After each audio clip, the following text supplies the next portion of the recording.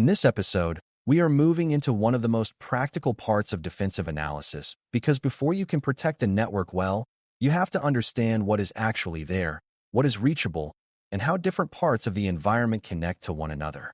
Network scanning and mapping tools help analysts discover devices, identify exposed services, recognize communication paths, and build a clearer picture of the environment than they could ever get from memory, assumptions, or old diagrams alone.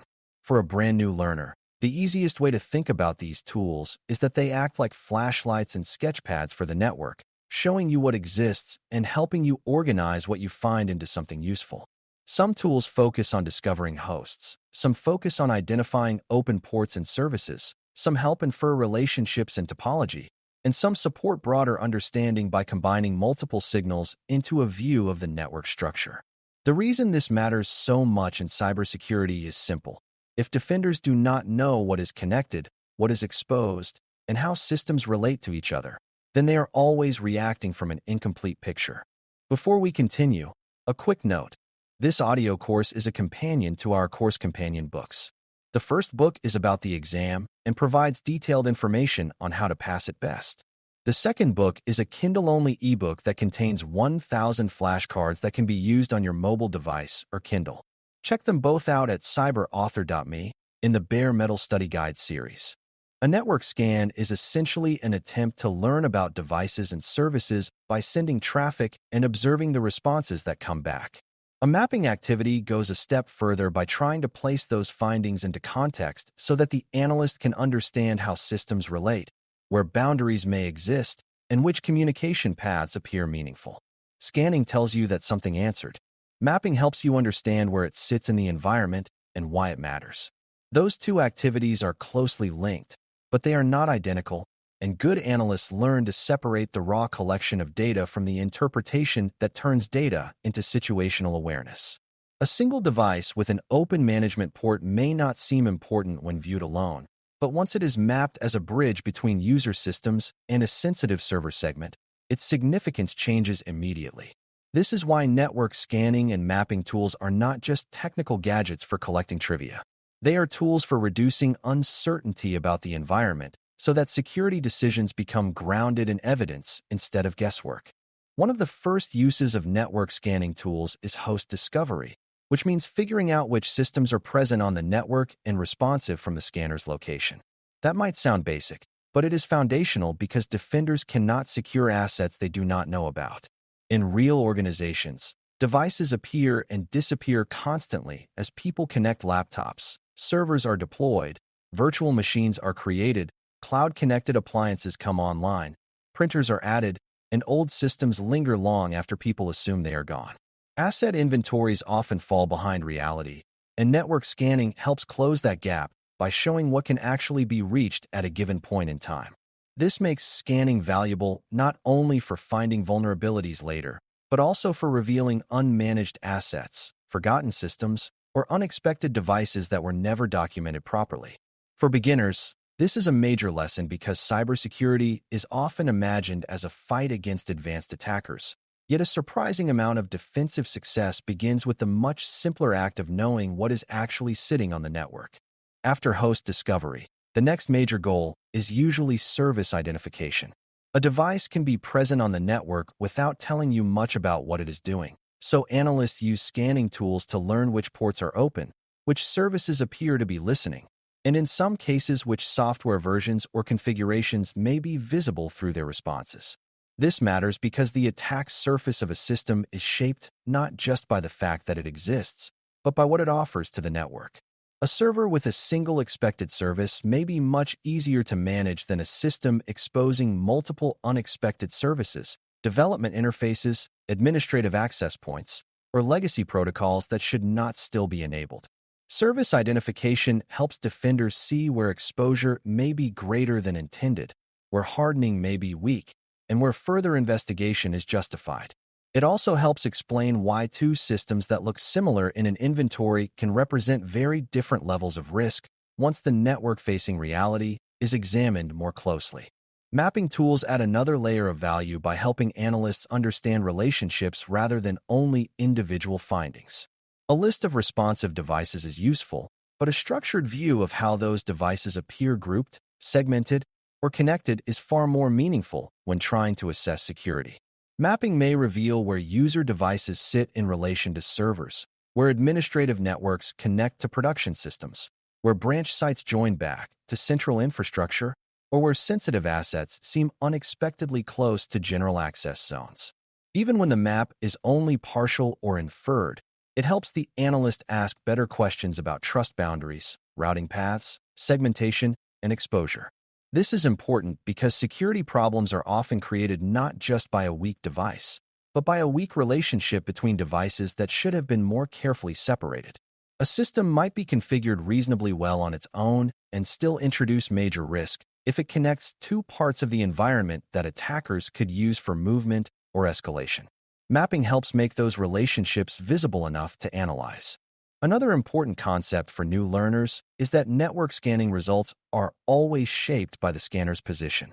A scan performed from outside the organization may reveal internet-facing services and public exposure, while a scan performed from inside a user network may reveal internal systems, management interfaces, and trust assumptions that would never be visible from the outside. A scan from a restricted segment may see very little, not because the environment is empty, but because controls are working as designed and limiting what is reachable from that vantage point. This means that a scan does not tell you everything about the network in some absolute sense. It tells you what is visible from a particular place under particular conditions.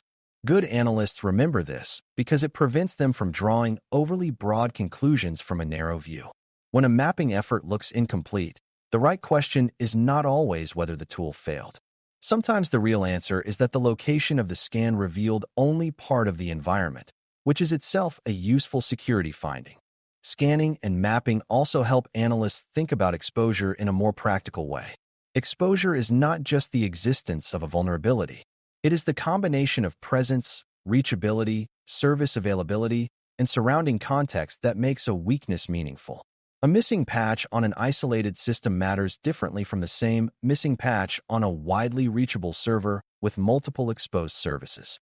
Network scanning helps answer whether the target is visible and accessible at all, while mapping helps determine how connected that target is to the rest of the environment and what pathways an attacker might exploit if the system were compromised. This kind of context is what turns technical findings into realistic risk assessment. For a beginner, this is a critical shift in perspective because it moves you away from thinking of every system as a separate island.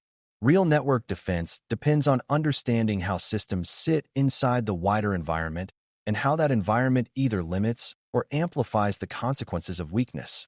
Network scanning and mapping tools can also help identify misconfigurations that might otherwise remain hidden. An organization may believe that a database is reachable only from an application server, that remote administration is limited to a specific management segment, or that development systems are segregated from production.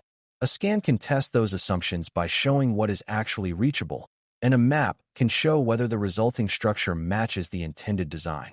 When a service appears in an unexpected segment or a device responds from a place it should not, the finding may reveal a deeper problem in firewall rules, routing logic, access control, or change management.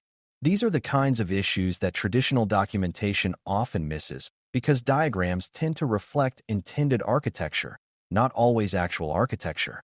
Scanning and mapping tools therefore act as reality checks. They compare the network people think they have against the network that is actually present and behaving in real time, and that difference can be one of the most valuable things an analyst uncovers. A common misconception is that these tools are useful only for attack simulation or aggressive security testing. In reality, they are just as important for defensive inventory, architecture review, validation of segmentation, troubleshooting, and general situational awareness. A security team may use them to confirm whether a newly deployed server is exposed correctly, whether a decommissioned device still responds, whether network boundaries are behaving as expected, or whether sensitive systems can be reached from places they should not be reachable from. This makes network scanning and mapping part of normal defensive hygiene rather than something reserved for dramatic exercises. Of course, attackers also use scanning and mapping because they need to understand targets before exploiting them, and that parallel is exactly why defenders need the same awareness. If defenders avoid learning what their environment looks like because the activity feels uncomfortable or technical, they leave that understanding to adversaries.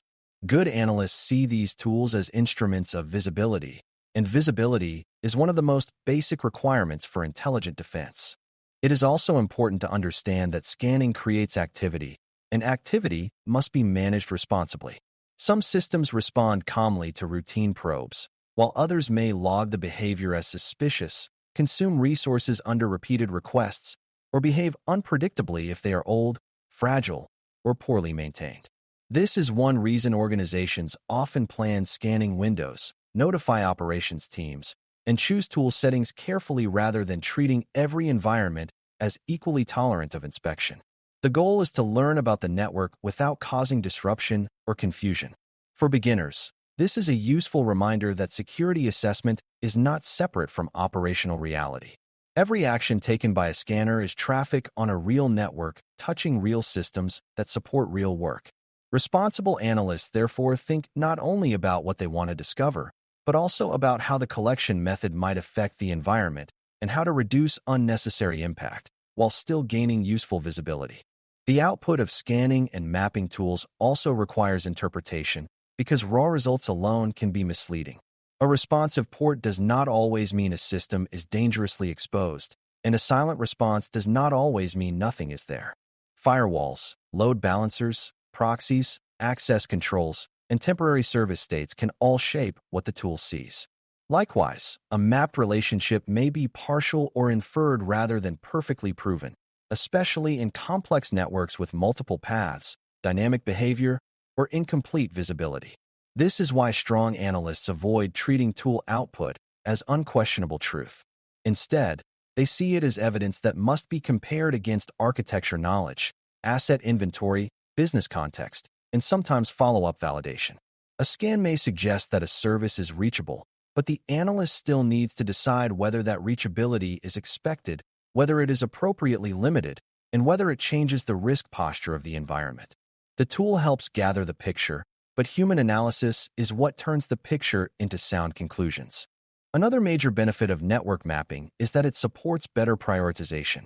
When vulnerability findings arrive later, the defender who already understands the network structure is in a much stronger position than the defender who sees only isolated asset records. A weakness on a standalone lab device may be important, but a similar weakness on a server that sits near identity systems, sensitive data stores, or administrative pathways may deserve faster action because compromise there could lead to broader consequences. Mapping helps analysts recognize choke points, high-visibility assets, bridge systems, and concentrations of trust that attackers might exploit for movement. It also helps explain remediation urgency to leadership and system owners, because the conversation is no longer just about a technical flaw. It becomes a discussion about where the affected system sits in the network, what it can reach, and how compromise could spread.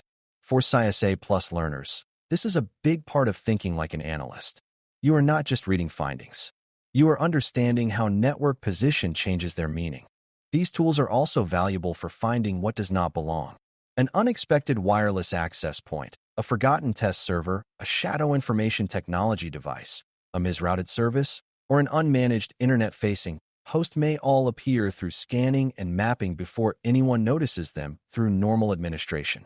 This matters because unapproved or forgotten assets often fall outside normal patching, monitoring, and access control processes, which makes them attractive targets. A mapping exercise may also reveal odd pathways that suggest poor segmentation or temporary changes that became permanent without formal review. In other words, scanning and mapping are not just about documenting the known environment more neatly. They are often about discovering the unknown environment that quietly accumulated over time. That hidden environment frequently contains the most dangerous surprises because it is less likely to be governed, reviewed, or defended properly. For new analysts, this is one of the most practical reasons to respect these tools. They reveal the gap between official reality and operational reality. Over time, mature organizations use network scanning and mapping as recurring practices rather than one-time events. Networks change constantly as systems are added, removed, reconfigured, migrated, segmented, or exposed in new ways. so a map that was accurate once can become misleading if it is never refreshed. Regular scanning helps detect those changes, and repeated mapping helps the organization see whether the architecture is becoming more controlled or more chaotic over time. This repeated visibility also supports incident response, because teams that already know their network shape can investigate faster when suspicious activity appears. Instead of beginning with confusion about which systems exist and how they connect, the analysts start with a working model they can test and refine. That readiness is a major advantage because cyber defense often rewards organizations that understand their environment before a crisis begins. Scanning and mapping help build that understanding, and that is why they remain such important defensive techniques even in environments full of other security controls. The central lesson is that network scanning and mapping tools help defenders move from assumption to evidence. They reveal which devices are present, which services are exposed, how systems appear related, where trust boundaries may be weak, and where the actual network may differ from the one shown in documentation. Scanning gathers the raw facts of reachability and response, while mapping helps organize those facts into something that supports risk analysis, prioritization, and better architectural understanding. Neither activity should be treated as a magic source of perfect truth, because results depend on location, timing, controls, and interpretation, but together they provide one of the most useful foundations for effective network defense. Once you understand their role clearly, you can see why these tools matter far beyond simple discovery. They help analysts understand the environment they are tasked with defending, and without that understanding, every later security decision becomes weaker, slower, and more uncertain than it needs to be. Thanks for listening. For more audio courses, daily newsletters, and more, please visit baremetalcyber.com.